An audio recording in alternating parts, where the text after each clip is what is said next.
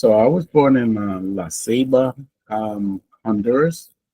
It's a city in Honduras, and I lived there for my first 5 years.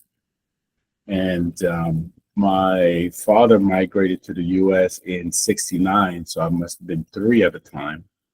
And then my mother followed suit in '71, leaving us with, you know how the migration story is with Garifuna people. The kids are left behind with their grandmother, and as the parents, come up north and try to make a life, try to prepare something for them to bring the kids, which is what happened with me and my five siblings at the time. They had my youngest sister here. So when my mother came here in '71, we moved to a Garifuna village called Santa Rosa de Aguan in Honduras. And so I guess those were my formative years from 5 to 9.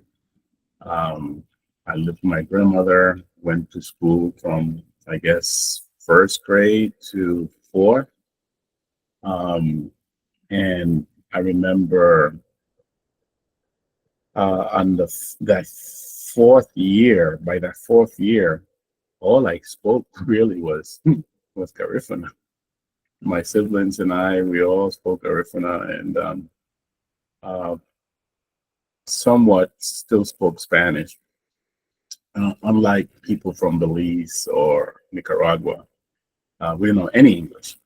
So coming to the States at the age of 9 was a complete culture shock for us because both the environment and the language. So we had to kind of start like from scratch. It was a really, really good experience. I mean, I remember I was telling somebody the other day that I lived it. I didn't just, I can't just say that, oh, I'm Garifuna. I actually lived it. I mean, I got up at 3 o'clock in the morning at times with my grandmother, and we went to Arabu to, to plant crops and to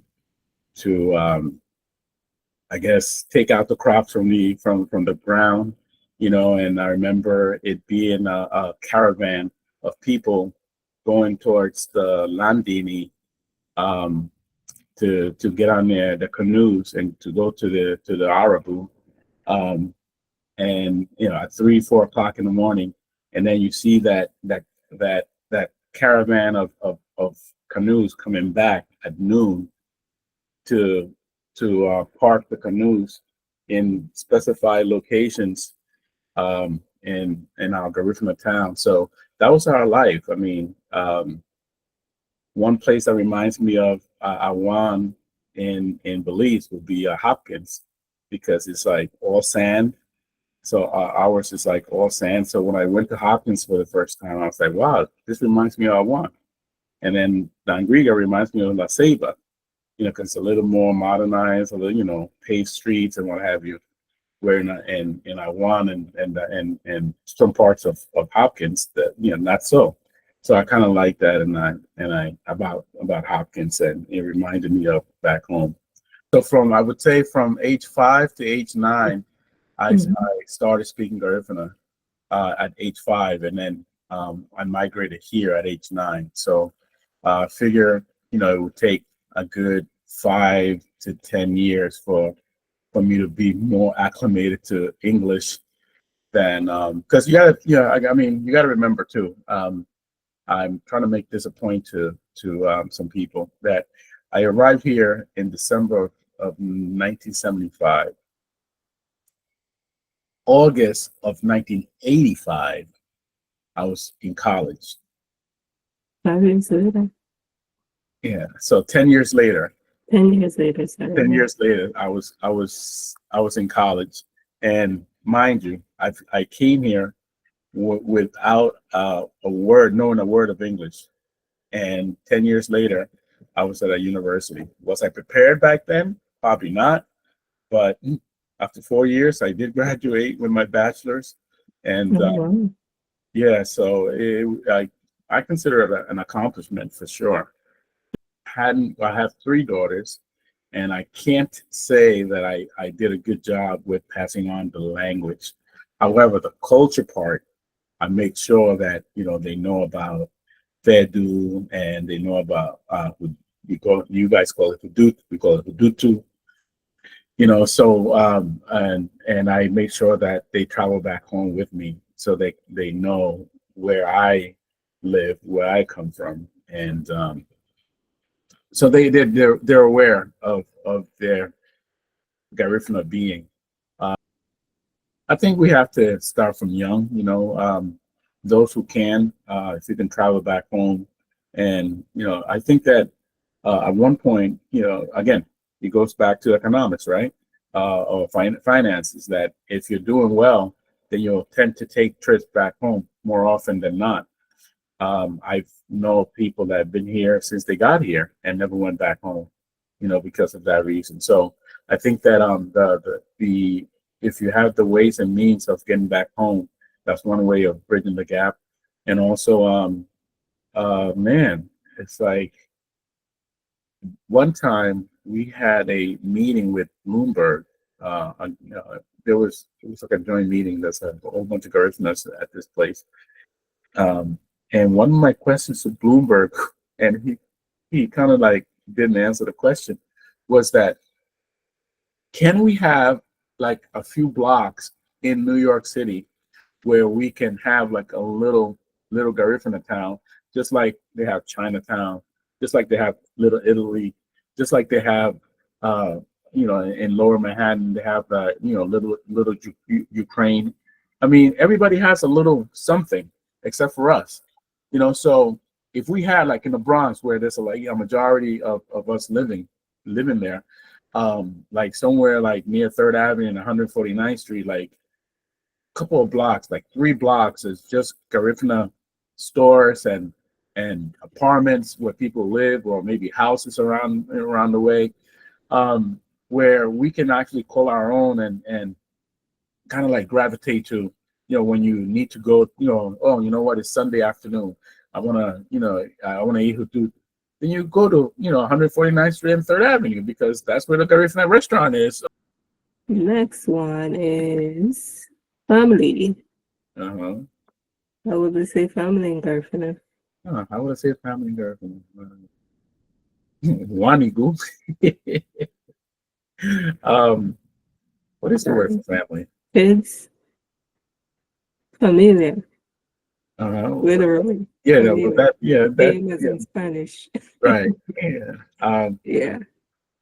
Yeah. So what is it in Garifuna? It's familia, believe it or In not. Garifuna, really? Yes, exactly like it is in Spanish. Oh. But it was something else. Mm-hmm. So what does family mean to you? So I have my 3 daughters, and my daughters are now having kids. So I have a couple of grandkids, and of course I have my siblings, and then my mom and my dad, and my grandmother and my great grandmother. I mean, man, it's like the nucleus of of what a Garifuna person is and becomes. And I know without my family, without my brothers and my sisters, I remember the games that we used to play when we were little, especially in the Garifuna times where there was no iPhones or iPads or what have you. So we had seasons back then. We had seasons for tops. We had season for kites. We had season for marbles. We had season for, that game that you throw like boxes on the ground, and then you hop, you throw like a coin or something, and then you hop. So hopscotch. yeah. So we, Yes. and then the girls with the double dutch, and then we also had like a almost like a similar game of like baseball, but we used to bat like that, overhead like that. So and the balls would be made of socks, We were very creative and innovative. Yeah. We made it work with what we have. Yeah, we had, I mean, the friends that we made back then, you know, they're lifelong long friends, and we still have those stories, you know, that I don't think that these kids would have those kind of stories nowadays.